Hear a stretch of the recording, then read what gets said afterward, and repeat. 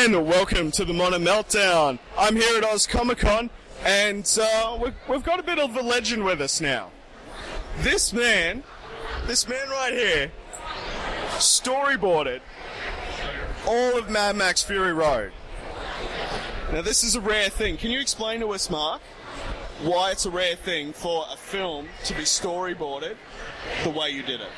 Oh, okay, so Mad Max was a very unique experience for me because we storyboarded the film in place of a script. So because it's a film that was basically one giant action sequence, 120 minutes of action, it's very hard to write action and make it interesting to read. And because it's such a complicated series of events, you really need to actually see it in pictorial form. So instead of writing it, we did a story outline, and then we just basically sat down one day and we started storyboarding from the beginning, and we worked for 2 years and storyboarded right through the film.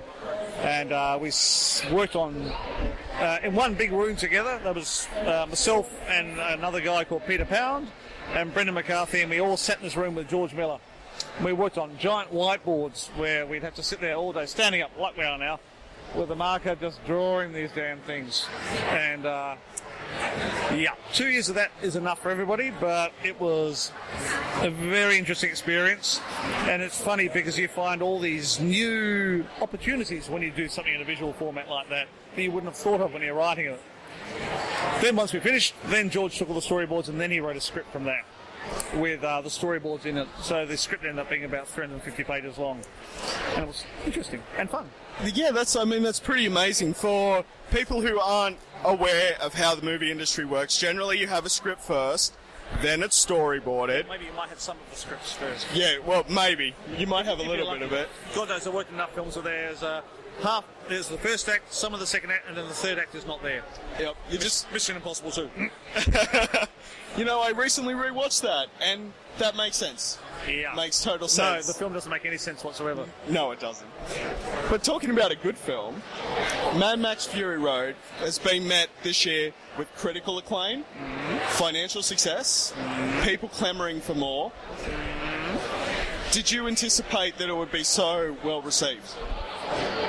Yeah, I reckon I had a feeling way back when we were doing it, and we've been doing it since 1999, so it's been a long time coming. And I think right back then, it's Mad Max, it's an iconic film property, but yeah, it just felt really clean and really clear right back then, and you kind of just get this feeling when you're doing something like that, you just go, you know what, this is going to be good. And George had a very clear idea of what he wanted in his head from the get-go, and that's always a good sign with George. Because George thinks about films visually, and he has them running in his head before he does them. And so the storyboarding was to iron out all the details, but it was also to communicate to everybody else what he was thinking. As I said, it took 2 years, but he was able to actually get everything he had in his head onto paper, so he could communicate that to everybody else. And I don't think there was anybody who read it who didn't just go, bloody hell, that's amazing. Yep. So you get an idea pretty quick.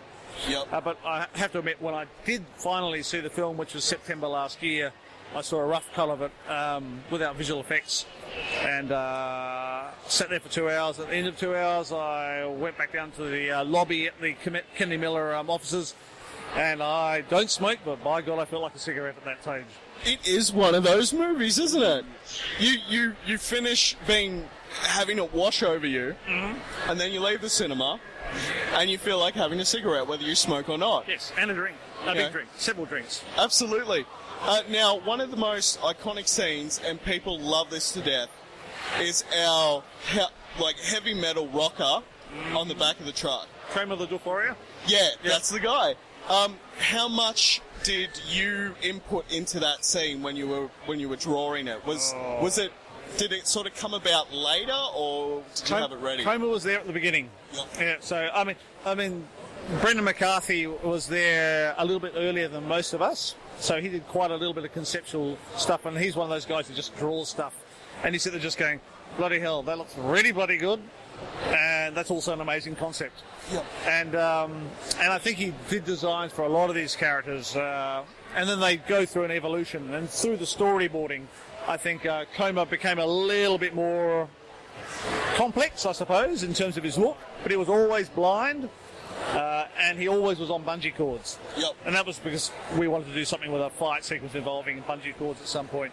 And because George always has to have bungee in his film somewhere. Yeah, when I don't think he had a flaming guitar at any point. Right. So I think, right. I don't know who came up with that idea, but whoever came up with the flaming guitar was a goddamn genius. Absolutely. Like, we're watching it, and this guy's sole purpose is to just keep rocking out, and then you add a flaming guitar to the mix. And I'm like, yep, George Miller, Mad Max, this is the way it's meant to be. There is always a story point as to why they do it. Yep. And in his case, the idea was he's actually sending instructions to the entire armada. Oh. That's what he's doing. That's what when he's playing the music, he's Right. letting them. It's kind of like war drums or something like that. Yep, It's actually yep. letting everybody know this is what you're doing. Right. And it's because that's why he's got all the speakers and the huge stack. Is because if you're in the middle of that armada, you only hear engines. Yes. Because yes. it's so goddamn loud. So that's why he's got that system, so you can actually hear the instructions that's coming from a Morse and Joe. Yep. So there's a logic behind it, but none of that's explained. And, Yep. you don't need it to be explained. No, absolutely Yeah. not. Yeah. Now, you said you started working on this film back in 1999. Yes. We're now in 2015. What? Yeah. Still going. Yep, still going. What happened? Like, how come it moved into development hell? Well, that's because it went into production 3 times. Yep. So the first time it was going to happen was in 2002, once we finished the storyboarding and George wrote the script. Mel Gibson was on board. He was going to do it. And it was going to be done, I think, either through Universal or Fox at that point. Fox, I think. And then the whole Afghanistan, 9/11 Afghanistan, Iraq thing happened. And suddenly anything that was being shot overseas kind of got a bit risky and things got shut down. And Mad Max was shut down. And it was going to be shot in Namibia at that point too. So full circle there. And then back in 2009, after Justice League Mortal collapsed, Yep. Mad Max was picked up again. Tom Hardy got cast, Charlize Theron got cast, and they were going to shoot it in Australia at Broken Hill.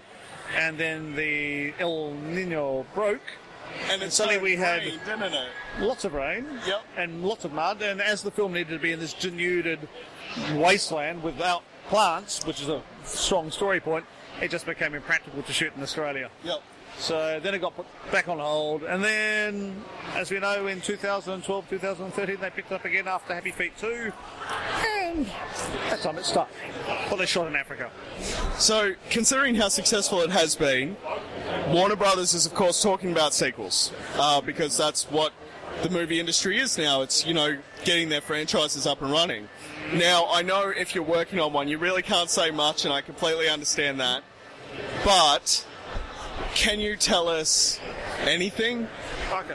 What I can say is that in the time that it took to get Mad Max Fury Road into production, 2 more scripts have been written. So there are 2 more stories to be done, and they've both been, I think they're both out there on the net. So there's one called Mad Max Furiosa and one called Mad Max Wasteland. And they are 2 films which are pretty much ready to go. So, they could go into production with those tomorrow if they wanted to. Yep. And fingers crossed they will sometime soon. And we'll all be very excited. Oh, absolutely, and I'm sure Warner Brothers is rushing this one through.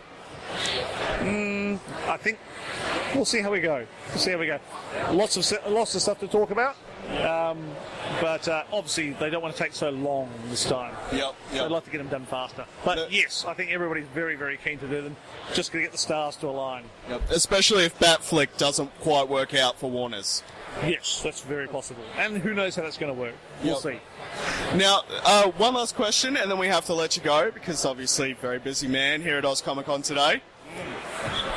When Tom Hardy came on board as Max, this was obviously going to be an interesting choice. People love their iconic actors, and Mel Gibson, he was Mad Max. Yep. He encapsulated that.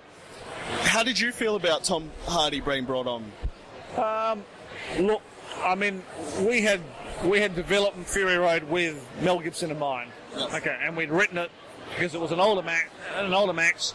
Mel Gibson was playing it, and you know, when you sit there and you look at the character, you can't it's very hard to divorce yourself from your past experience of the characters.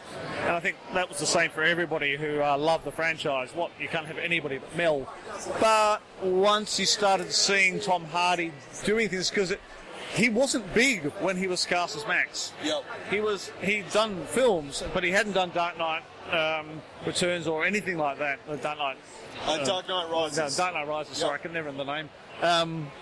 He hadn't done anything like that, and it was really on the back of him being cast as Mad Max that he started to get those really big roles. Yep.